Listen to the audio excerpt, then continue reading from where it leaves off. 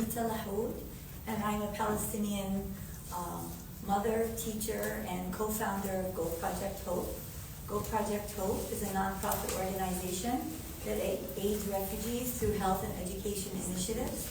And for the last 14 months, we've been running food kitchens in North Gaza. And what we're witnessing and what my team is experiencing is absolutely horrifying.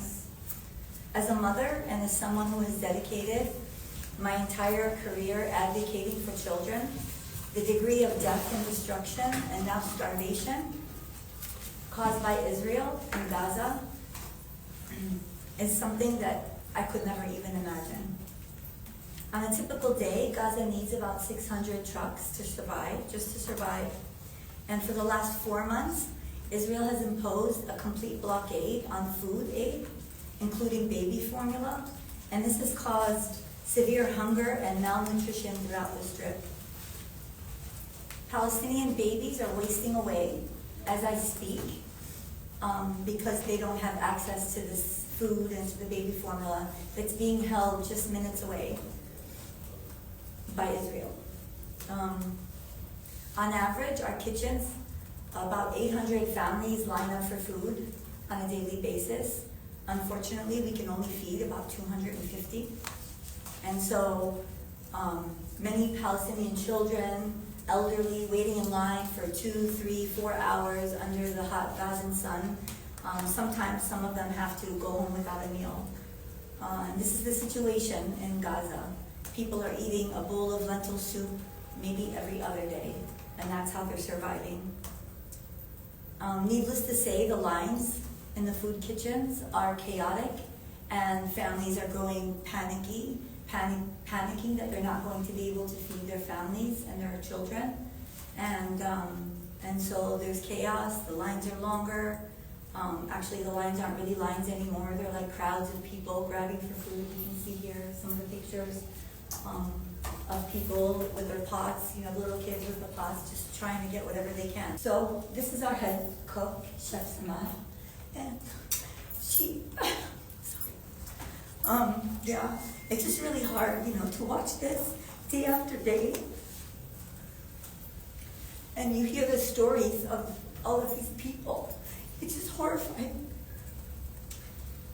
And despite all of the hardships that she's experienced, including losing hundreds of family members, she lost both her brothers, she lost all their children, she lost their wives, she lost her neighbors, she lost friends.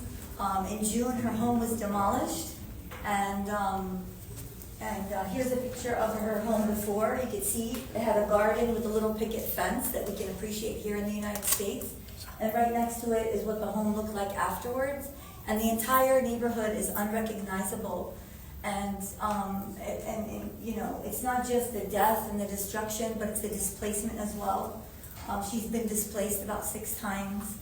It's heartbreaking. It's not only her. I mean, you hear the stories. This is the story of every person in Gaza. I'll just tell one more little story, and then I'll finally, so other people can speak. But this is little Ibrahim. He was 7 years old, and we served our first meals at Al-Fahm school, which was functioning as a shelter for families who were displaced and fleeing the bombs. And he actually died when the school was bombed, along with 7 other people. This is the school where we were serving our meals. This is the school that was slated the next day to open Go Project Hope's first early childhood center in Gaza. And I have videos of the before of the staff preparing and videos after the destruction. As an American mother, as a human being, as a New Yorker, I urge my senators, Chuck Schumer, Kristen Gillibrand, to stop voting to send weapons that are basically causing, death and destruction. And I call on President Trump to use his power and allow the food aid in. People are really hungry. I personally don't want my hard-working tax-paying dollars funding Israel's genocide and starvation of my own people. And I really do believe that most of the American people also believe and don't want this as well.